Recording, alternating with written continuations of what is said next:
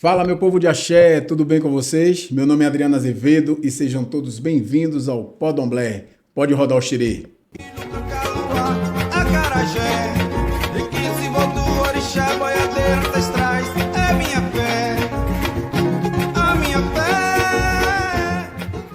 Salve, salve, Roma Negra, Salvador. Hoje, segunda-feira, como sempre, começo saudando Exu para que ele abra os nossos caminhos e que a nossa fala, nossas palavras, os nossos pedidos cheguem a quem de direito. Hoje nós vamos conversar com uma pessoa que eu admiro e vamos falar sobre muitas coisas, né? Porque o Podomblé é um podcast diverso.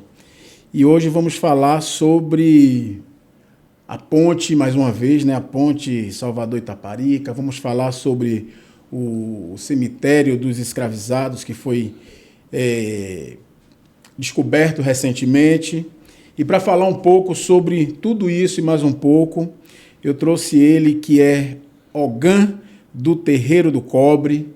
Ele é advogado, professor da Faculdade de Direito da UFBA, coordenador do Programa de Direito e Relações Raciais, mestre em Direito, Estado e Constituição pela UNB, doutor em Direito também pelo Estado, Direito, Estado e Constituição pela UNB. Como pesquisador, é consultor jurídico e atua nas áreas de segurança pública, racismo e democracia, políticas de ações afirmativas nas universidades e no serviço público, combate ao genocídio negro, direito à liberdade religiosa, patrimonialismo racial e racistocracia.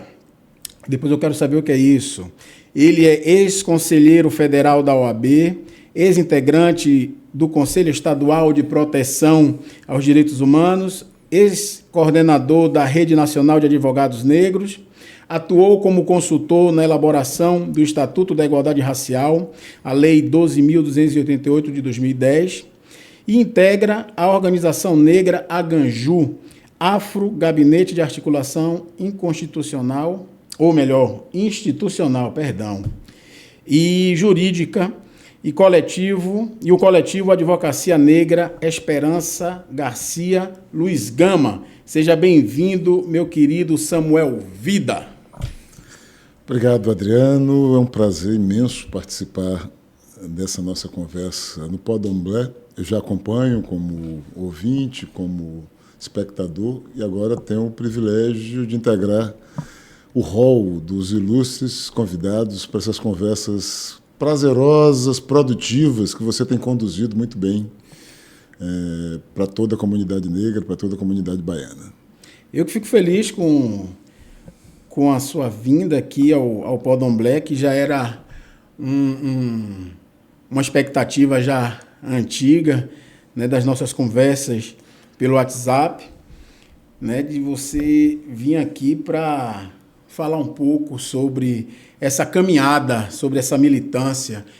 E nos conte, né? Porque seu currículo já diz por si, mas quem é Samuel Vida e essa militância, quando é que ela começa?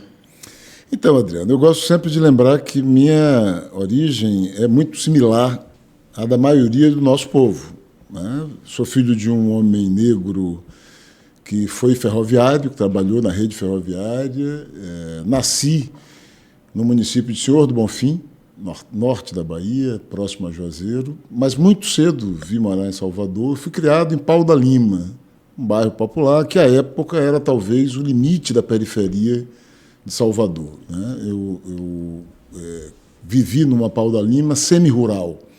Nós tínhamos ainda uma ambiência em torno de Mata Atlântica, com bosques e com o contato com o que ainda existia de Mata Atlântica naquela região, que depois foi rasgada pela Paralela, essa região aqui onde a gente se encontra, e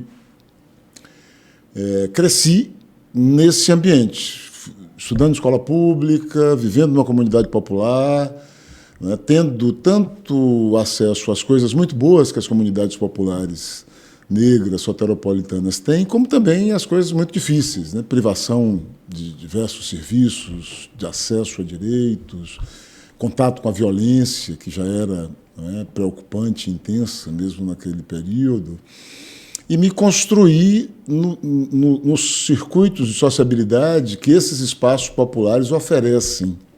Eu digo oferecem acreditando que eles ainda existam, embora sabendo que na atualidade eles vêm sofrendo cada vez mais um estreitamento, né, fruto das mudanças tecnológicas, socioculturais, da própria violência, né, assim como do abandono estatal.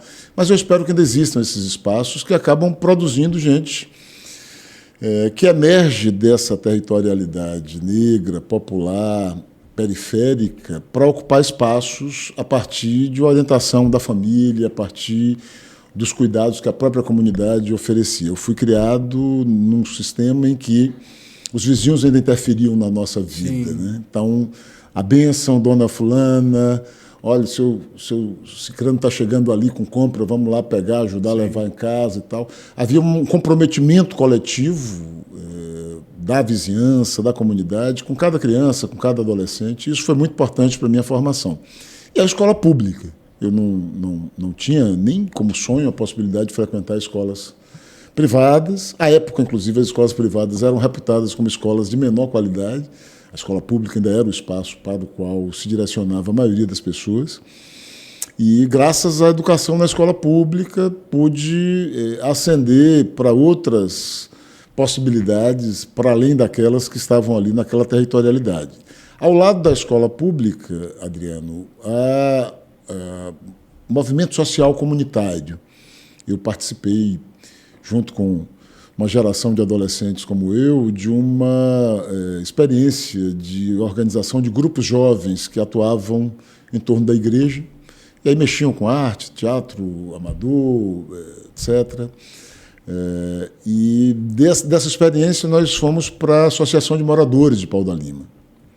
O atual vereador Hamilton Assis foi um dos que me conduziu para essa militância na Associação de Moradores. Em 81, 82, a gente se incorpora ao esforço comunitário e dirigimos a Associação de Moradores de Pau da Lima, Ampli, por alguns anos, e daí fomos expandindo a experiência de militância. O movimento negro, em seguida, especialmente pelo contato com o Malê de Balê. Pau da Lima sempre teve uma conexão com Itapuã, geograficamente não é tão próximo, mas havia uma certa relação pela via administrativa, porque fazíamos parte da mesma zona eleitoral, e de serviços, né? O Pau da Lima era muito precário, então em Itapuã a gente encontrava serviços que não existiam lá. Então a gente tinha uma certa troca, por fim, consagrada pela praia, né? Nossa geração vivenciou essa forma de lazer amplamente disseminada na cidade, ainda hoje, da frequência à praia. Então, Itapuã era a nossa praia.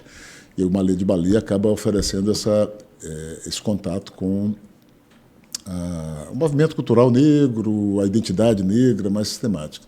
Daí eu vou para a universidade fazer direito, já com a intenção de pensar como o direito poderia ser uma ferramenta, um espaço a mais para aquelas experiências comunitárias e para pensar uma identidade negra mais adequada, digamos assim, às nossas condições de maioria da cidade, de portadores de um projeto e de um legado civilizatório muito expressivo que quase nunca se encontra retratado nas políticas estatais, nas estruturas institucionais. Então eu entro na universidade já provocado por essas expectativas.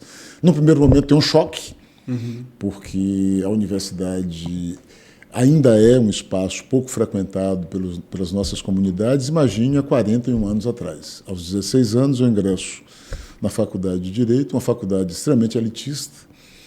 Nós éramos, em média, 2, 3 estudantes negros por cada turma de 200. Né? Então, era um espaço socialmente muito diferente de tudo que eu tinha vivido. Os colegas, em grande parte, já se conheciam. Isso me chamou a atenção na primeira aula. Alguns colegas já se relacionavam com uma certa intimidade, já vinham de experiências anteriores, perguntavam pelas mães, pelos pais, comentavam detalhes da vida privada. e um conservadorismo, ainda final da ditadura militar, então um ambiente com pouco espaço para reflexão, para críticas, para debates. E isso, no primeiro momento, me causou estranheza. Eu cheguei a pensar em desistir do curso, né, porque me parecia muito difícil que eu conseguisse me encaixar naquele universo. Felizmente, e Xangô opera na minha vida desde sempre, mesmo quando eu não sabia, né, eu encontrei as respostas necessárias para continuar e fiz o curso, e já durante o curso me envolvi com uma experiência de formação na área trabalhista no primeiro momento. Fui advogado de sindicatos, atuei com direito do trabalho, que é um direito que permite um diálogo maior com as questões sociais, e fui desenvolvendo outras percepções sobre os limites da concepção hegemônica do direito, tanto do ponto de vista teórico quanto do ponto de vista prático. E aí isso me permitiu ir amadurecendo ao longo da trajetória outras possibilidades que foram, digamos assim, mais intensificadas já nos anos 90, quando eu, já integrando o movimento negro, me reencontro com a tradição dos orixás. Quando eu me reconecto com essa dimensão, aí, de fato, essa trajetória pessoal e profissional ganha um sentido mais... As coisas começam a se encaixar. Mais definitivo, né? E aí a gente tem feito uma série de intervenções. Eu volto depois para a universidade como professor em 2000, e já dentro de uma perspectiva de aproximar tanto as referências dessa tradição cultural que dizem respeito à justiça e direito, especialmente referenciadas em torno de Xangô, mas não apenas Xangô, e essas experiências comunitárias, que são muito ricas, e quase sempre a universidade ou as despreza ou as considera como objeto, né, naquela abordagem culturalista da antropologia, que nos vê como fenômenos a serem estudados, e não como produtores de conhecimento, sim, portadores de protagonismos fundamentais para a construção da sociedade brasileira. Então, aí as coisas ganham um pouco esse rumo dos últimos 25, 30 anos, que tem marcado a nossa trajetória. O senhor é referência, né, dentro desse movimento, sobretudo na luta contra o racismo e o racismo religioso. E nesse tempo todo de militância, eu sei que a gente procura é uma luta diária, porque a todo instante a gente se depara com situações, mas o senhor consegue perceber durante todos esses anos, porque assim, eu acompanho o senhor nas redes sociais e vejo uma certa indignação em algumas postagens, em alguns comentários, mas o senhor consegue perceber que está tendo alguma evolução, essa luta toda, essa briga toda que a gente está tendo, sobretudo o senhor que está aí no front, consegue perceber alguma mudança? Sim, eu digo sempre que a gente precisa entender duas coisas básicas para não simplificar nossas análises sobre as relações raciais, sobre o racismo no Brasil. A primeira questão é que, ao longo das últimas décadas, os movimentos negros, e eu chamo de movimento negro tudo que se organiza comunitariamente como comunidade negra. Portanto, para mim, de um terreiro de candomblé ao grupo de capoeira, a meninada que está fazendo hip-hop, para mim tudo isso é movimento negro. Porque algumas pessoas pensam que, quando a gente fala em movimento negro, está falando só das organizações urbanas, sim, MNU, Nigerocan. Não, para mim, movimento negro inclui esses grupos, mas é muito mais amplo. E eu diria que esses outros setores, talvez, historicamente, sejam mais importantes do que as organizações, porque é neles que se encontra preservado nossa episteme, é neles que se encontra preservado nossa herança cultural mais expressiva. Então, o movimento negro, entendido nessa amplitude, foi fundamental para reconfigurar o espaço do negro no Brasil. 40, 50 anos atrás, as coisas eram bem piores em termos de racismo explícito, em termos de exclusão. Eu lembro da minha infância, com 8, 9 anos, quando uma professora perguntou o que eu queria ser, e eu disse que queria ser advogado. E ela riu. E eu fiquei sem entender, mas hoje eu entendo por que ela riu.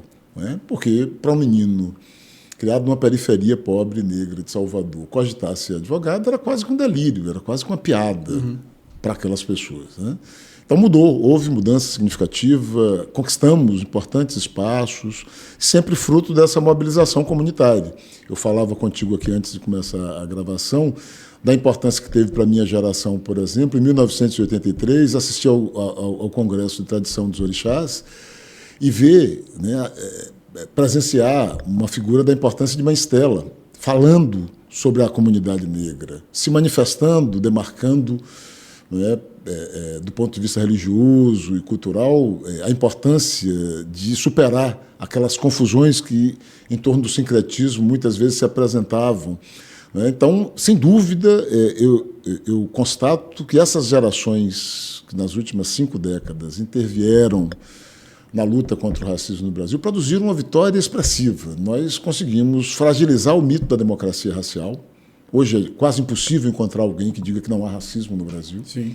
Nós conseguimos importantes avanços, a política de cotas, para dar um exemplo, é uma dessas materializações. Se há 41 anos atrás éramos 2 em cada grupo de 200, hoje nós somos, talvez no ingresso de 200 alunos, 80.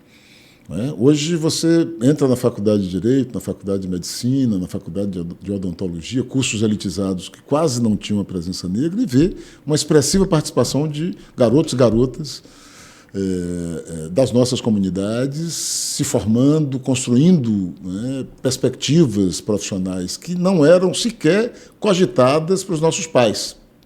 Então, há mudanças positivas, há avanços significativos.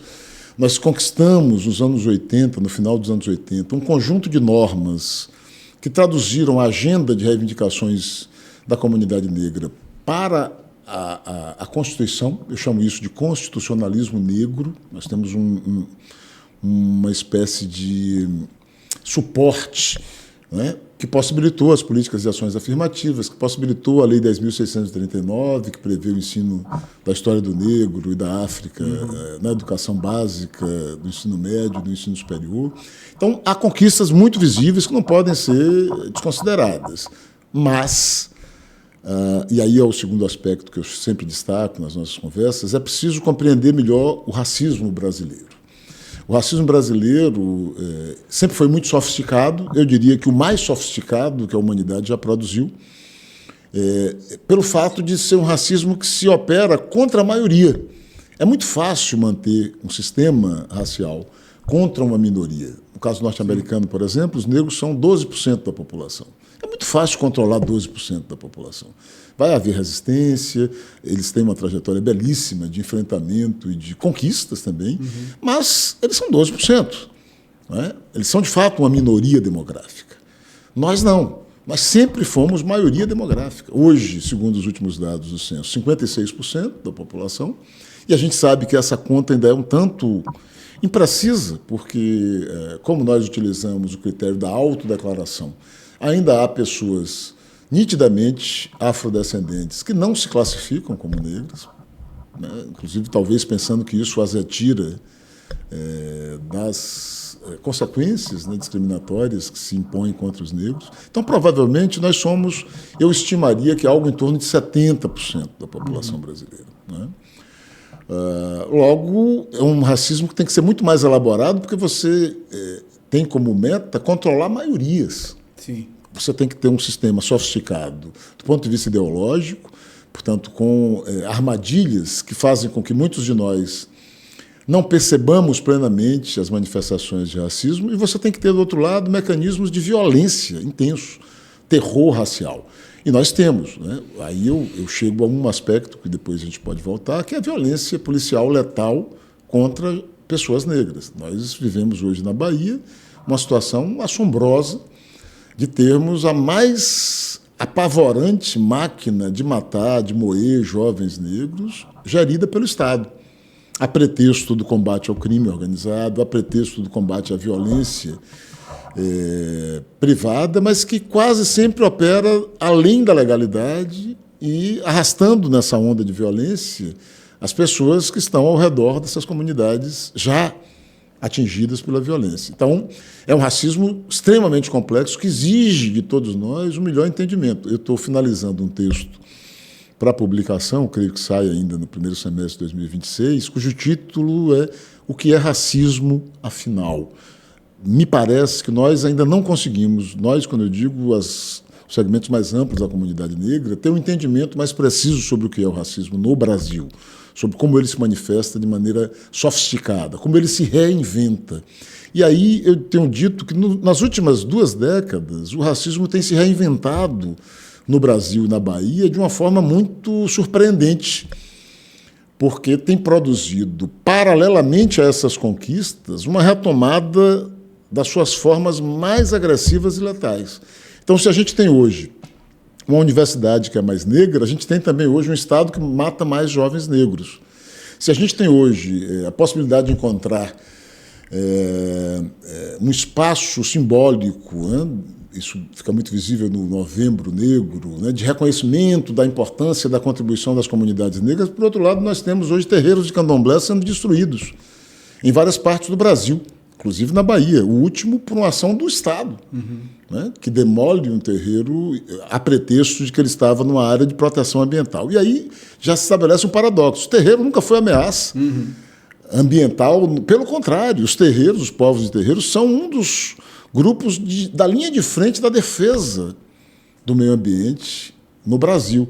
Então, o pretexto já é frágil na sua enunciação. 2, em torno do Parque de Pituaçu, área que abrigava o terreiro, vários empreendimentos imobiliários ocuparam áreas do parque. O que é que o Estado fez? O governo do Estado, também a Prefeitura, desafetaram essas áreas, entregaram aos interesses imobiliários. Hoje nós temos ali várias regiões que eram originariamente do Parque de Pituaçu ocupadas por condomínios, alguns de luxo. Um terreiro seria uma grande ameaça à continuidade né? E o Estado sequer se dispõe a negociar adequadamente, respeitosamente, para encontrar uma solução pacífica, vai e destrói fisicamente o terreiro. Então, esse paradoxo merece nossa atenção. Nós conquistamos muito, mas, ao mesmo tempo, nós estamos experimentando hoje ondas de violência institucional, algumas delas patrocinadas pelo Estado, muito intensas. Da mesma forma, no plano da nossa, digamos assim, expressividade religiosa e cultural.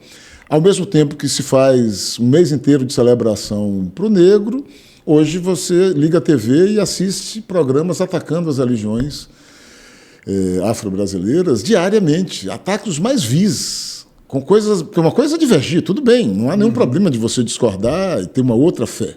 O problema é quando você demoniza, ataca, desqualifica, mente, calunia práticas religiosas e isso é tratado como absolutamente normal. Eu, mesmo no período em que nós não havíamos conquistado tantas coisas, lembro na minha infância que existia programa de rádio que tocava música de candomblé. Minha mãe, adventista do 7º dia, saía para resolver coisas, me deixava na casa de uma vizinha que era de uma tradição de candomblé. Eu vi caboclos, eu vi manifestações espirituais do nosso campo religioso. Na casa dessa pessoa eu tinha 4, 5 anos de idade, ficava lá naquela solidariedade comunitária. Hoje é impossível isso, né? Hoje uma criança deixa de ir para um caruru ou se recusa a cumprimentar um coleguinha porque é estimulado a odiá-lo pela sua fé religiosa. Então nós temos um paradoxo. Avançamos muito, mas o racismo se reelabora para manter a dominação e produz novas formas extremamente violentas e talvez nós não tenhamos ainda encontrado as melhores respostas para enfrentar essas novidades e atentar para o grau de profundidade de lesão que elas provocam, né? Se hoje um menino entra na universidade mais facilmente do que na minha geração, hoje também é mais fácil que esse menino morra numa ação policial ilegal, abusiva, que criminaliza toda uma comunidade, deixa de utilizar-se da investigação, da inteligência, da tecnologia para reprimir os criminosos e criminaliza comunitariamente todo um grupo, né?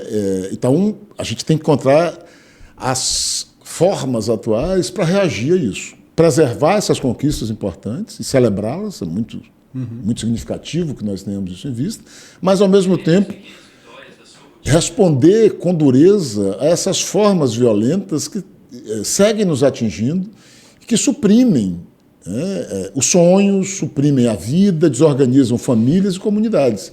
E a gente está assistindo a isso, eu diria que de uma forma menos adequada do que o desejável. Eu acho que nós estamos ainda um tanto arrebatados pelas conquistas e esquecendo que, ao lado delas, nós estamos assistindo a perversões muito mais intensas do que no passado, que precisam também ser enfrentadas. Parece brincadeira, mas quando fala, né, de pessoas que não conseguem se enxergar pessoas pretas, elas sendo pessoas pretas. E eu ficava me perguntando como isso pode acontecer e difícil até entender. Até que, recentemente, uma pessoa entrou em contato comigo para falar isso. Não é uma pessoa amiga minha, mas você vê o nível que essa pessoa estava se encontrando. Em dizer que hoje ela trabalha em uma repartição onde parte das pessoas são pessoas pretas, e ela começou a compreender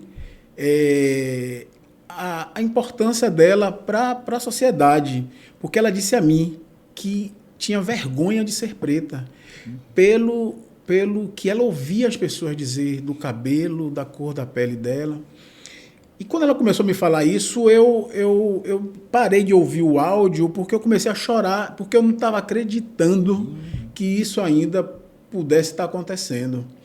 E aí, estamos em maioria, e é isso que eu não consigo entender, porque eu já recebi pessoas aqui no Podomblé de fazer esse mesmo questionamento, e vou fazer esse questionamento aqui ao senhor também, porque assim a gente não consegue colocar, né, no local de poder pessoas pretas que representem a gente. Eu não sei se é a tal síndrome de vira-lata, de que a gente tem que estar sempre colocando e bajulando essas pessoas, porque eu não consigo entender, não sei se a psicologia, não sei se a magia do candomblé, eu não sei o que é que a gente precisa fazer, que ainda que com esses avanços, né, a gente ainda sofre muito, ainda tem que ouvir dizer que é mimimi, porque é o que dizem, né, que a palavra, né, que pegou e que se abre a internet lá, mimimi, mimimi, mimimi, tudo é mimimi.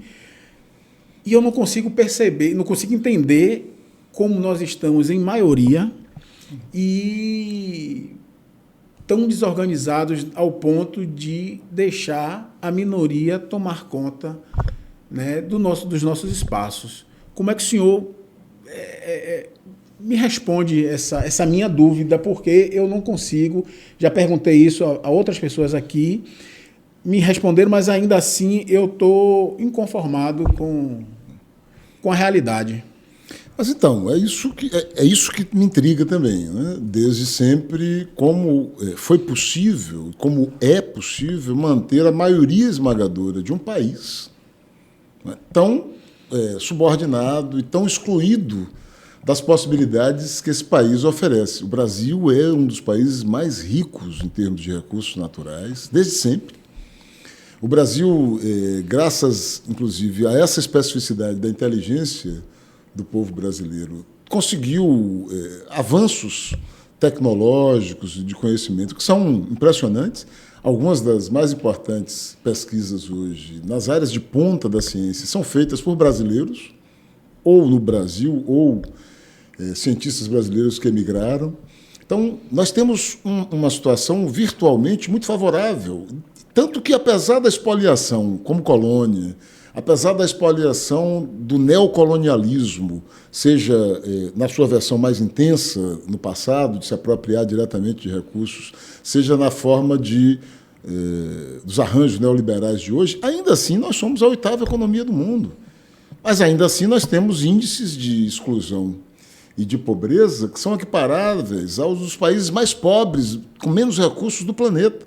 Então, isso nos desafia a entender melhor o Brasil. Eu volto a dizer, acho que precisamos melhorar a compreensão sobre o que é o racismo. O racismo ajuda a entender isso, entendido como um fenômeno que vai além daquela ideia mais superficial de que o racismo é apenas o ódio declarado contra pessoas negras.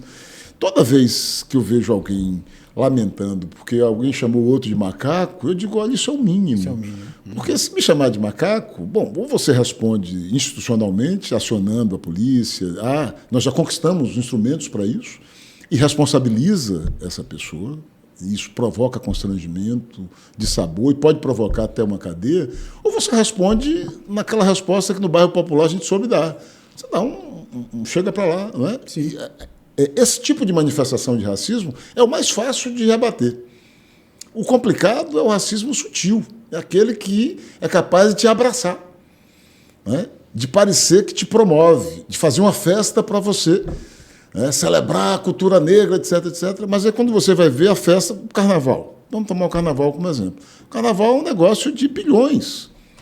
Mas quando você vai para todos os estudos que mostram quem fica com o que do carnaval, você descobre que os grupos de afoxé, os blocos afro, a comunidade negra, pega apenas as sobras. A sobra. Né? A maior participação de pessoas negras no carnaval soteropolitano se dá com o trabalho informal, tanto aquele de vender em isopor, etc., quanto catar latas, etc. Os grandes volumes de recursos vão parar nas mãos da elite branca daqui e de fora, quem monta os grandes camarotes, etc, etc. Então, nós temos um problema que é muito mais sério do que chamar alguém de macaco, né? Ou dizer que alguém tem o cabelo duro. Essas ofensas, eu diria que cada vez menos encontram eco, porque a gente já conseguiu construir uma autoestima e um espaço cultural de afirmação da estética negra, né, da beleza negra, que pouco nos atinge. Talvez, exceto as crianças, que naquela fase inicial ainda podem ser mais feridas por agressões desse tipo, se alguém te chamar de um negro feio, de macaco, tu vai ficar chateado, mas é uma coisa quase que risível, um cara bonito, um sujeito que anda na rua parecendo um rei. Quer dizer, essa ofensa vai bater e voltar. Agora, por que vovô não foi prefeito dessa cidade? O cara que constrói um bloco que é a maior referência cultural, estética, política, que mudou o comportamento de toda a juventude negra, desde os anos 70 para cá. Por que esse cara não virou sequer um vereador em Salvador? Vovô foi candidato a vereador em 88, se não me engano, ou 85, não recordo agora bem, e perdeu a eleição. Por que vovô não é um prefeito de Salvador ou governador da Bahia? Essa é uma questão que a gente precisa decifrar. E para decifrar isso, eu acho que a gente tem que entender essa complexidade do racismo, como ele opera supra-ideologicamente. É muito comum uma armadilha na qual muitos negros caem, de achar que o racismo é um problema só da direita. Não, o racismo opera para além de qualquer fronteira partidária ou ideológica. Nós vamos encontrar práticas racistas da extrema esquerda à extrema direita no Brasil. Por um dado, da extrema esquerda à extrema direita, as elites partidárias, políticas, intelectuais são brancas. E elas mantêm aquilo que muito corretamente Cida Bento nomeou como o pacto da branquitude. Há um acordo entre eles, um acordo tácito, mesmo com as diferenças partidárias, ideológicas, mesmo com as disputas conjunturais, mas se você olhar ao longo da história, eles sempre acertam as contas para se manter no poder. O cara é bolsonarista hoje, amanhã ele pode estar apoiando o PT. Isso é muito comum na política. E o traço comum é isso.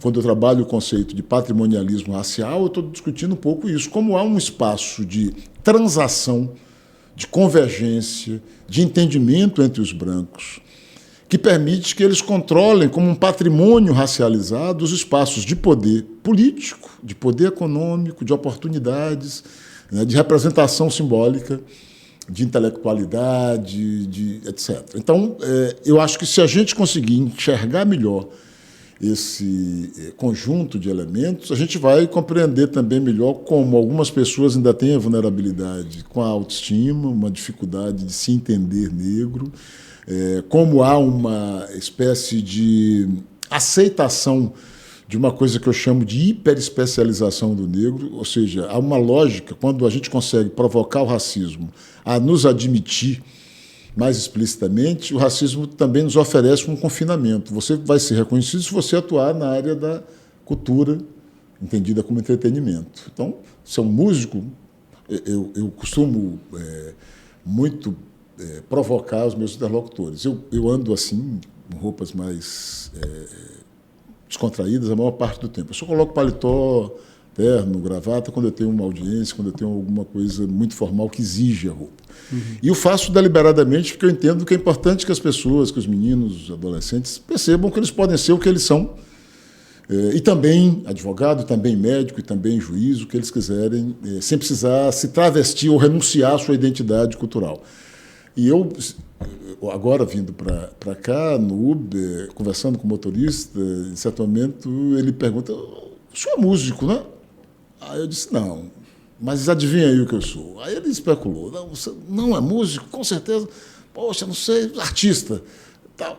Eu digo: não. Aí quando eu digo que sou advogado, sou professor de direito na universidade, a maioria das vezes as pessoas reagem com uma certa desconfiança. Eu chego a sentir a desconfiança, com isso: não é possível, com esse cabelo. O estereótipo com essa camisa da seleção de Gana, não, você tá gozando com a minha cara. Quer dizer, há uma espécie de naturalização, Adriano, de que nós devemos nos concentrar exclusivamente em determinadas áreas. Então, se eu disser em qualquer lugar que eu sou um cantor de reggae, está tudo bem.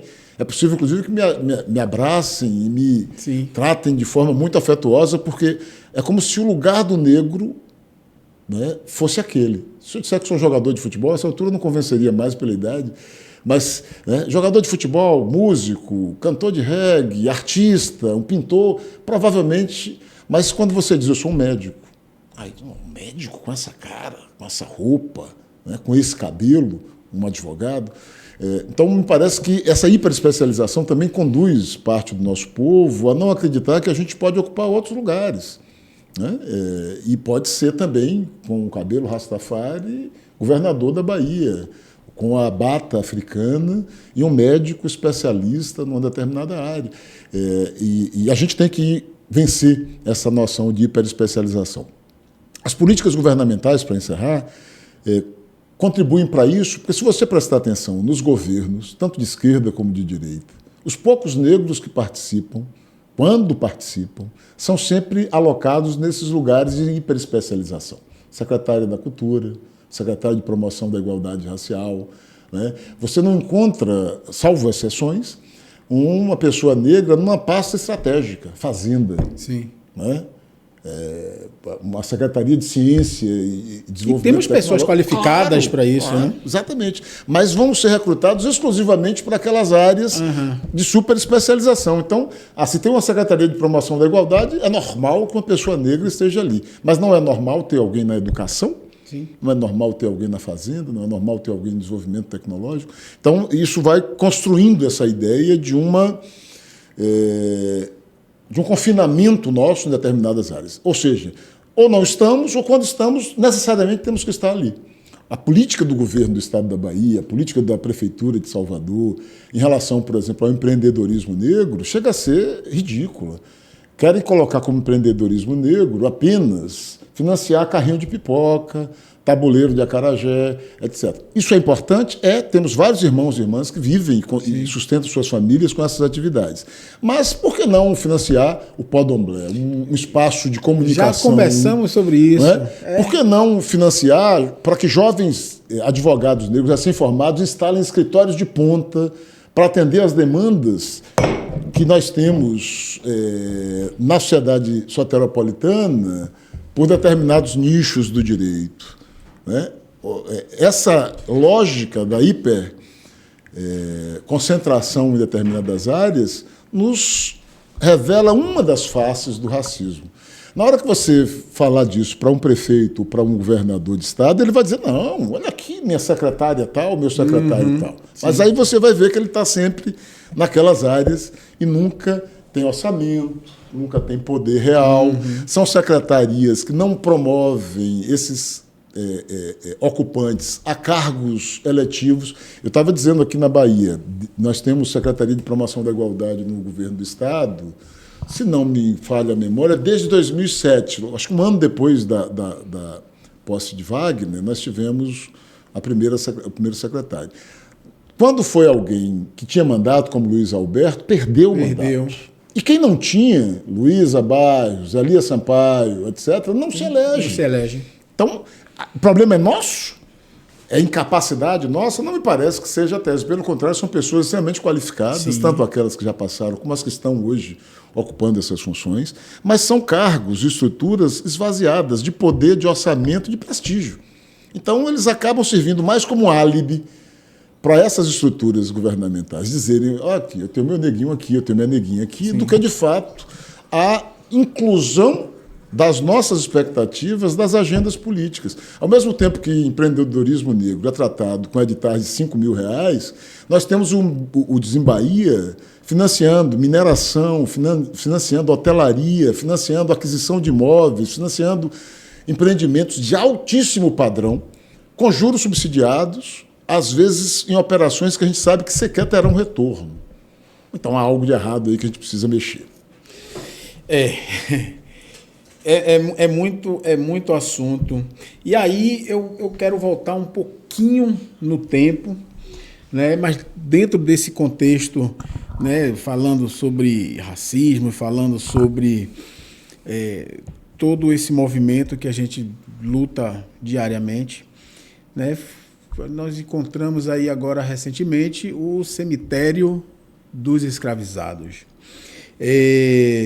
Isso, com certeza, foi mais uma forma de apagamento, né, desse genocídio, né, que infelizmente ainda continua, mas a gente percebe que o local onde foi encontrado esse cemitério talvez tenha sido estrategicamente por eles, né, porque foi encontrado covas rasas, enfim, conte para a gente como foi essa descoberta, como é que está acontecendo essas escavações, em que pé está e qual o futuro, né, desse sítio que foi descoberto, se tem alguma pretensão de fazer alguma salvaguarda, o que é que o governo ou a prefeitura que está... Nem governo, nem prefeitura. É ninguém, né? Somos nós mesmos. Enfim, em que pé está essas escavações? Vamos lá. Bom, primeiro é bom destacar que o cemitério dos africanos funcionou por cerca de 150 anos. A data precisa de início ainda é objeto de apuração. No primeiro momento era de responsabilidade da Câmara Municipal, que no período colonial funcionava também como prefeitura, era uma instância de gestão, além de representação, e a partir de certo momento foi transferido para a Santa Casa de Misericórdia, né? Uma instituição católica, mas não clerical, é uma instituição privada católica que, desde o período colonial, atua com uma gama de interesses, alguns assistenciais, outros econômicos, sempre foi proprietária de grandes imóveis, foi proprietária de escravizados, etc. E também prestava serviços de assistência social, de hospitais, né, meio que subsidiava supletivamente aquilo que o Estado não fornecia em vários de seus momentos, em suas várias formas organizacionais desde a colônia. Os historiadores, e notadamente o trabalho muito especial do João Reis, fala do cemitério, identifica o funcionamento do cemitério, etc. Entretanto, a cidade, as dinâmicas da cidade, progressivamente apagaram da memória coletiva a localização do cemitério. O cemitério não era desconhecido, né? A história, particularmente a história baiana, fala do cemitério em vários momentos. O que era desconhecido era o sítio, o local exato onde teria funcionado. Os trabalhos historiográficos apontam as proximidades do Campo da Pólvora, tanto com os nomes cemitério do Campo da Pólvora, mas não havia uma precisa localização. A novidade foi essa, né? A pesquisadora Silvana Olivieri, ela é doutoranda em arquitetura e urbanismo pela UFBA, uma mulher de Exu, fazendo uma pesquisa que parte de uma premissa epistemológica baseada nas nossas tradições. A pesquisa dela originária é uma pesquisa sobre como, na cidade, manifestações que nós chamaríamos, na linguagem acadêmica, sobrenaturais, coexistem com essa visão de realidade que a gente tem. Então, a pesquisa originária dela é sobre o que, na linguagem popular, é chamado de assombração. Né? Uhum.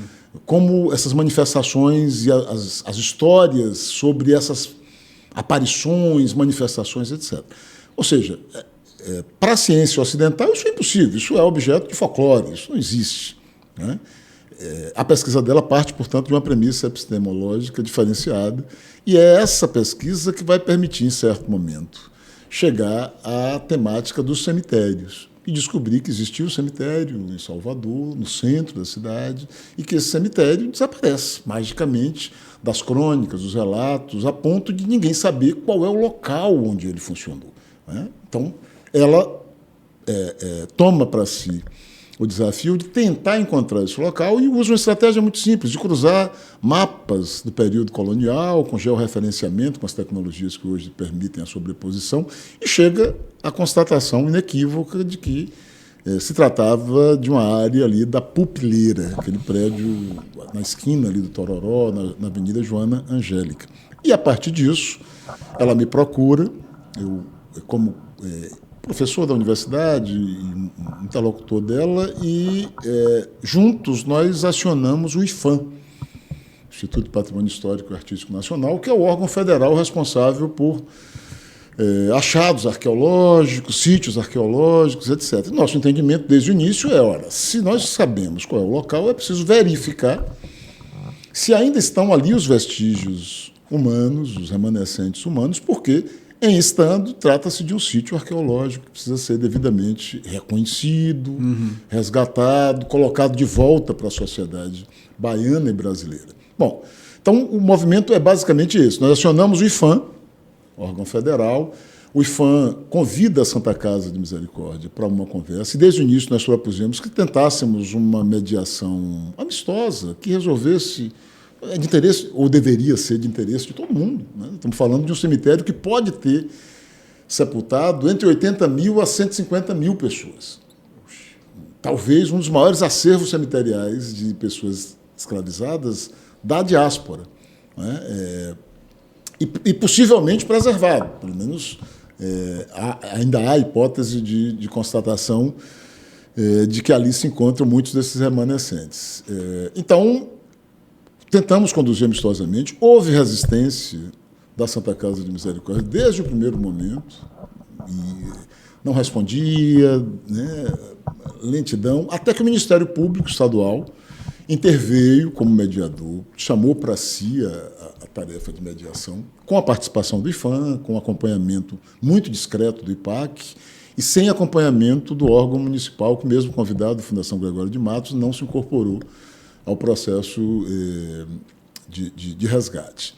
E, depois de algumas tratativas, o Ministério Público conseguiu funcionar como mediador, e eu e Silvana, mais uma arqueóloga que coordenou o grupo de trabalho que fez a escavação, conseguimos firmar um termo de cooperação com a Santa Casa de Misericórdia para ter acesso por 10 dias, apenas 10 dias, à área presumida, né, onde se localizavam os restos mortais, e fazer escavações constatatórias, aquelas escavações preliminares, só para dizer, olha, está aqui, tem, não é? Porque em 10 dias é impossível fazer um trabalho mais definitivo.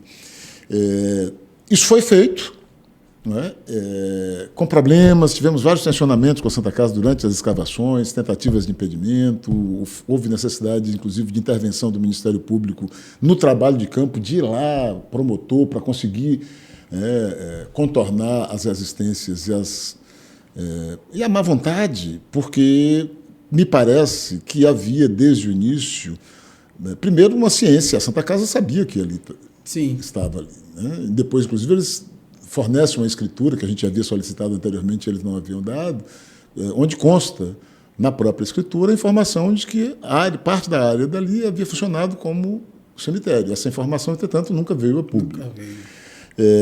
Mas há uma preocupação na Santa Casa com o interesse econômico. Aquela área é usada para festas. Ou seja, até hoje continuam sambando, sapateando sobre os nossos ancestrais que estão ali. É uma área que é ocupada para festas de artistas, casamentos, há um cerimonial ali na capela, na parte ali do fundo. Então, me parece que há um interesse de colocar em primeiro plano a salvaguarda dos interesses econômicos da Santa Casa, ao invés de colocar em primeiro plano, como preza a Constituição, o acervo. Né? E o significado, inclusive, reparatório que tem para a nossa comunidade. Possivelmente ancestrais meus, seus, estão ali. Sim. Né? Pessoas que foram sepultadas sem nenhuma dignidade, sem nenhum reconhecimento aos preceitos religiosos, descartadas como qualquer coisa. Portanto, houve toda essa dificuldade, mas conseguimos chegar à constatação da presença dos remanescentes humanos ali. Né? Os arqueólogos encontraram os vestígios, estamos na fase agora de finalização do laudo. Antes de qualquer intervenção lá, nós tivemos o cuidado de buscar todos os segmentos religiosos da comunidade negra. Né? Então, eu que sou de Candomblé, os que são de Candomblé, dialogamos com a tradição queto e particularmente com o culto de Babá-Egum, né? O Alapini, Balbino, Daniel, nos acompanhou. Não tocamos naquele solo que para a gente é sagrado antes de ter uma sinalização por parte de nossas autoridades religiosas, inclusive com a visita de campo, né, para orientar o que fazer, como fazer, tudo que nossa tradição reivindica. Chamamos os cristãos, os muçulmanos, as demais nações de Candomblé e sugerimos que cada uma, na sua forma e conforme os seus ritos, também fizessem o que entendessem que era devido, e culminamos com um ato interreligioso que precedeu também a escavação. Ou seja, chamando a atenção desde sempre que ali tem mais do que o mero acervo arqueológico. Ali também tem um sentido de reparação espiritual. Nós estamos lidando com centenas de milhares de pessoas negras que foram indignamente sepultadas, e quem conhece minimamente as tradições de matrizes africanas sabe que a morte para a gente tem uma série de significados distintos e ritos e cuidados que precisam ser devidamente considerados. Tanto que a gente, desde o primeiro momento, diz que o maior legado que a gente pode deixar com o resgate da identificação do local do cemitério é fazer o que a gente está chamando de reparação espiritual. Sim. E para isso, a gente entende que pode caber coisas mais variadas. Sim. A serem exploradas conforme cada tradição. Bom, encerrado esse circuito, nós agora estamos aguardando a finalização do laudo científico, né? Um laudo elaborado com os rigores dos saberes arqueológicos, antropológicos, para iniciar a próxima etapa, que para na nossa leitura deve ser a de construir um memorial, produzir algo que dê continuidade a esse resgate. E que permita que aquele espaço seja disponibilizado para a comunidade negra, para a sociedade soteropolitana e baiana. Ou seja, a nossa proposta é que o espaço seja não mais utilizado como estacionamento, que se encontre uma solução arquitetônica para preservar o acesso à pupileira, e há condições, nós já temos inclusive uma sugestão para isso. Arquitetonicamente é possível, a um custo baixíssimo, preservar o interesse econômico da Santa Casa de continuar explorando as festas, as atividades, e, ao mesmo tempo, devolver para a sociedade brasileira, baiana, a possibilidade de pesquisar aquele acervo. Só para dar um dado, com as pesquisas atuais de DNA, a gente pode ali, dependendo do estado de conservação em que se encontram os remanescentes humanos, ter acesso a um rico acervo de DNA. Nós podemos resgatar histórias de vida, porque a Santa Casa tem um livro dos banguês. O banguê era uma espécie de maca improvisada que conduzia os corpos até o cemitério. Então, nós temos nomes de boa parte dos que foram ali sepultados. Isso talvez nos permita reconstruir genealogias, identificar famílias, etc. Isso tudo escondido, né? Tudo no centro, no coração da cidade, ao lado praticamente ali do Fórum, o Rui Barbosa, e escondido por uma estratégia de silenciamento. É aquela velha história de apagamento que costuma ocorrer com os nossos, né? Numa estratégia difusa, porque isso não é operado por um discurso agressivo de negação, vai sendo colocado no segundo plano, vai sendo esquecido, escamoteado. Isso acontece, inclusive, com personagens recentes. Né? Cosme de Faria está vivendo isso, Manuel Quirino viveu isso. Nós vamos tendo as nossas histórias que vão ficando para trás, sejam de indivíduos, sejam de casas, várias casas de candomblé que foram destruídas aqui, né? Inclusive para a construção das avenidas de Vale, que hoje quase ninguém, senão os mais velhos, recorda.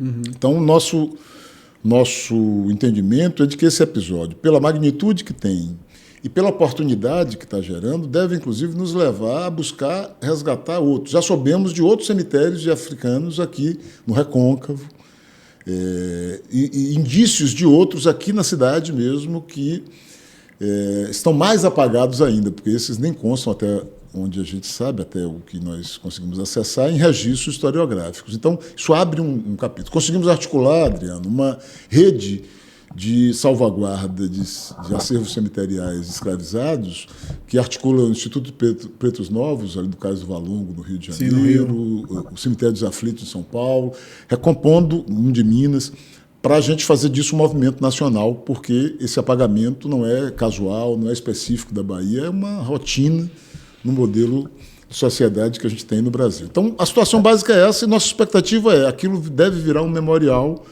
e um centro de pesquisas a ser gerido pelas comunidades negras em torno desse eixo da reparação. Antes de finalizar, eu já quero deixar aqui marcado um retorno, né, do senhor com a doutoranda Silvana, né? Silvana Olivieri. Para a gente, de repente, ver em que pé está esse processo, né? Porque eu acho que é de suma importância justamente para a sociedade baiana, né? Saber, conhecer a sua história e, de repente, encontrar alguém ali, né? A partir desses DNA. E aí eu saio de lá de trás, né? Desse cemitério dos escravizados, e aí, para finalizar, tem uma outra pauta que eu estou vendo que o senhor está bem antenado e à frente também, que é a questão da ponte Salvador-Itaparica, que, ao meu ver, talvez seja um pensamento maluco, sei lá, da minha cabeça, de daqui a 50 anos, né, essa ponte acontecendo, o que existe na ilha de Itaparica, em Veracruz, né, esses terreiros de candomblé, temos lá o Ilê Tuntum, que é de 1800 e alguma coisa, tem o Ilê Abolá, né, que são casas que eu frequento, e tem outros terreiros também. Isso daqui a 50 anos, com a especulação imobiliária, com todo o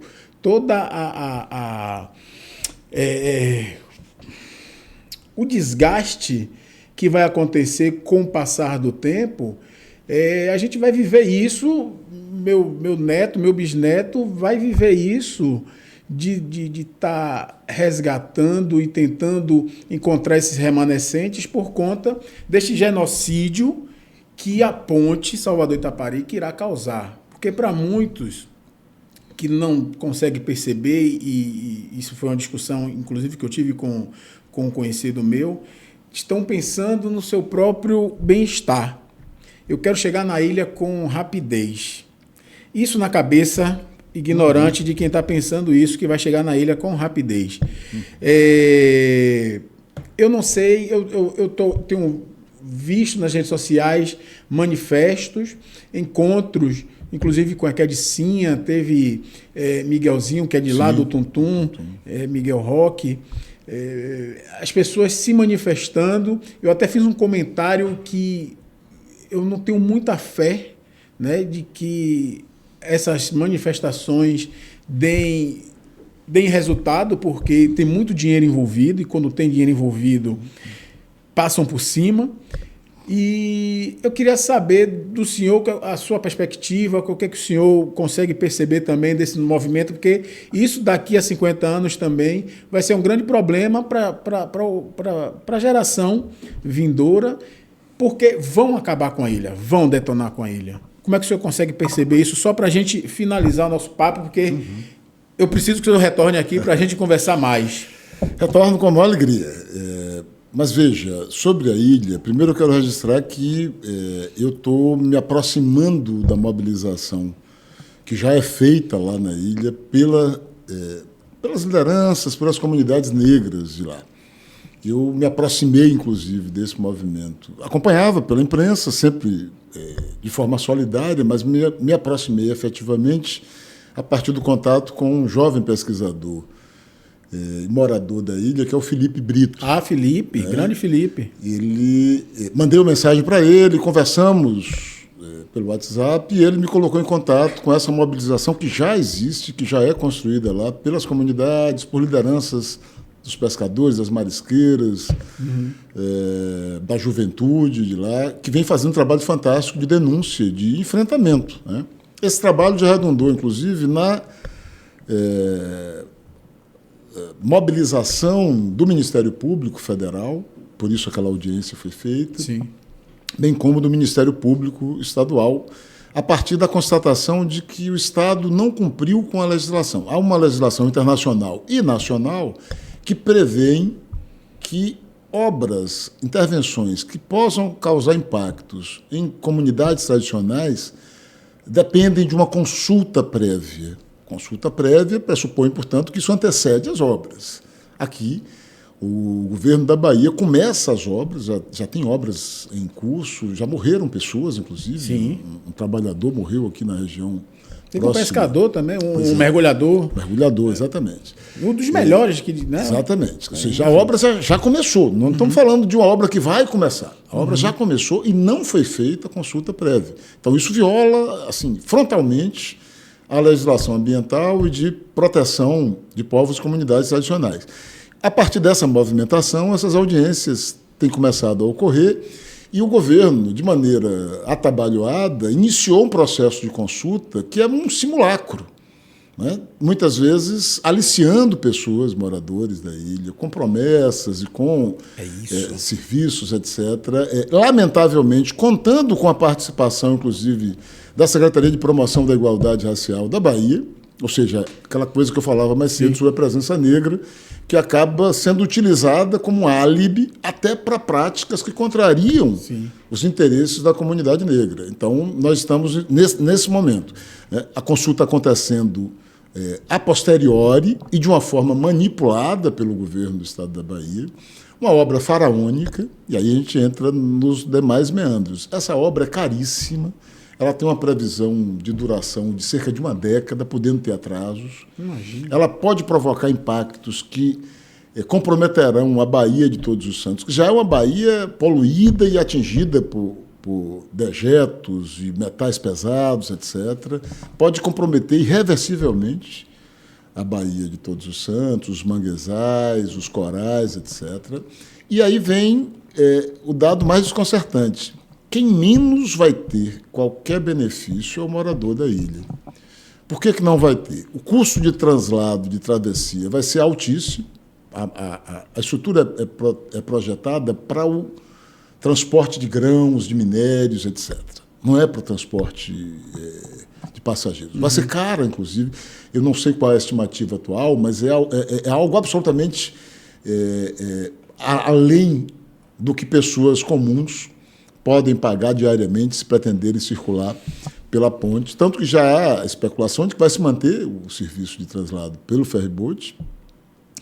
É uma obra que só tem impactos negativos para as comunidades da ilha, sejam as tradicionais, sejam as pessoas normais, digamos assim, né? O morador, o nativo comum da ilha. Vai provocar, já provocou uma especulação imobiliária violenta, está provocando a realocação territorial, vai aumentar o impacto de circulação de pessoas, etc., o que afeta da segurança pública ao abastecimento de água, capacidade gerenciada. Tanto quem conhece a ilha sabe que durante o verão, todo ano, tem um colapso de serviços na ilha, né? E vai beneficiar o agronegócio, a mineração e a indústria imobiliária, porque abre um corredor que encurta o caminho para o Baixo Sul, uma das áreas mais cobiçadas hoje para o turismo, para o empreendedorismo de hotéis, de resorts, etc. Então, na verdade, a gente está vendo acontecer algo semelhante ao que aconteceu com o litoral norte.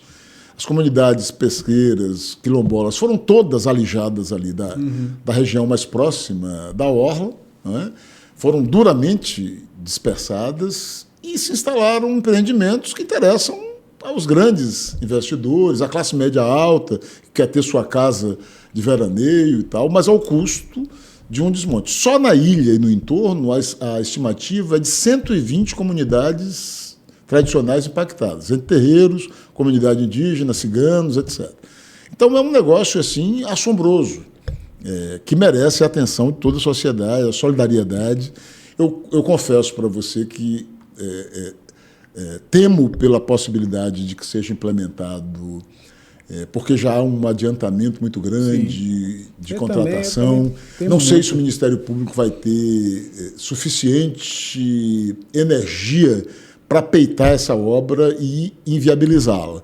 Mas, na pior hipótese, nós temos que arrancar garantias que minimizem esse impacto, que façam que a gente não esteja daqui a 50 anos tentando descobrir algo sobre os terreiros de Egum, porque eles terão desaparecido, né, ou migrado forçosamente para outra área. Então, é um tema que deveria ser de interesse de todas as pessoas brancas, negras, que têm um mínimo de compromisso com democracia, com pluralidade, com diversidade, com respeito àquilo que nós temos de mais precioso, que é a nossa diversidade cultural. A destruição da ilha vai ser uma destruição que nos atinge a todos, nos tira algumas das matrizes mais importantes da nossa formação, da nossa identidade. Portanto, temos que fortalecer a luta lá das comunidades, fortalecer o comitê que está operando as ações de resistência para, se possível, barrar ou redefinir o alcance, a forma dessa obra e minimizar toda e qualquer consequência que possa incidir sobre o nosso povo. Essa consequência que me assusta, eu vi há um tempo atrás, só estive lá uma vez, em Morro de São Paulo, um morador pagando para o dono do terreno para subir, para tirar o coco, para ele poder vender, um nativo. E depois fiquei sabendo que ali era a região onde ele e a família tinha casa e precisou sair, né, dali para poder dar espaço para os italianos, que são os italianos que tomaram conta lá do Morro de São Paulo. Então, isso me assusta muito. Mas, enfim, foi um prazer recebê-lo. Espero, em um outro momento, a gente se reencontrar para falar mais um pouco sobre o cemitério, também, de repente, falar mais. Eu quero ver se eu consigo trazer o Felipe Brito. Sim, acho que é importante. Para bater esse papo também. E agradecer. O senhor agora deixa as suas considerações finais, por favor. Então, Adriano, primeiro agradecer pelo convite, um convite que me deixa honrado e feliz pela possibilidade de conversarmos sobre coisas do nosso interesse como povo, como comunidade negra, soteropolitana, baiana, brasileira. E, por último, deixar um abraço para os que acompanham o programa. Eu dizia que também informalmente, antes do início da gravação, como eu considero importante que o Podomblé se consolide, se amplifique como um espaço de veiculação de informações que, infelizmente, a gente não encontra em outros órgãos, em outros espaços da comunicação social na Bahia. A Bahia reproduz na esfera da comunicação social aquilo que eu chamava a atenção da nossa forma sofisticada de racismo. Os nossos assuntos entram como notas de rodapé ou como temas folclóricos, ou como temas paternalistas, né? Novembro Negro, vamos trazer aqui fulano para falar. Bacana, quando me chamam eu vou, mas eu sempre provoco. Eu digo, olha, eu quero ser chamado fora de novembro. A gente precisa falar disso aqui o ano todo. Falar de negro, falar de relações raciais, falar de racismo, é falar da sociedade brasileira e, portanto, é tema que tem que estar presente o tempo todo. Nossos interesses não se concentram numa data, num mês, nem numa determinada área ou num determinado nicho Discutir relações raciais é discutir democracia no Brasil. É discutir como a nossa sociedade quer se projetar para o futuro. Portanto, longa vida ao Candomblé. Conte com a gente para conversar mais, para divulgar, para estar ampliando esse espaço e fortalecendo esses circuitos de tematização do que interessa ao Brasil. Parabéns. Muito obrigado. E para vocês que estão aí nos assistindo, eu desejo saúde em abundância, muito axé e até o próximo Candomblé.